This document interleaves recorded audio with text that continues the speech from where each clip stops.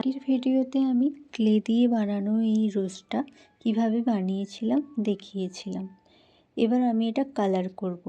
তার জন্য আমি এখানে হোয়াইট অ্যাক্রিলিক কালারটা করে নিচ্ছি। প্রথমে আমার হোয়াইট অ্যাক্রিলিক কালারটা করা হয়ে গেছে। তারপর এটা আমি শুকিয়ে নিয়ে এর উপর রেড কালারের অ্যাক্রিলিক কালারটা অ্যাপ্লাই করছি।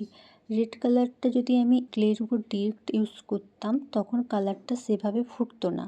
হোয়াইট কালারের ওপর রেড কালারটা অ্যাপ্লাই করার জন্য কালারটা অনেকটা সুন্দর লাগছে। আমার পুরোটা কালার করা কমপ্লিট।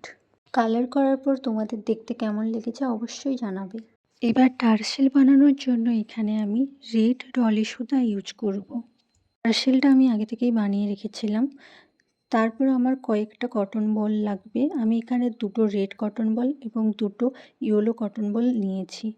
নেক্সট ভিডিওতে আমি টার্সেল এবং কটন বল কিভাবে বানিয়েছি সেটা দিয়ে দেব।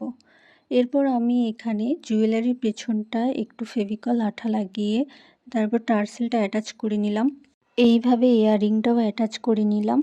দেন এবার আমার পুরো জুয়েলারিটা কমপ্লিট। তোমাদের কেমন লেগেছে অবশ্যই জানিও। পুরো ভিডিওটা শেষ পর্যন্ত দেখার জন্য অনেক ধন্যবাদ।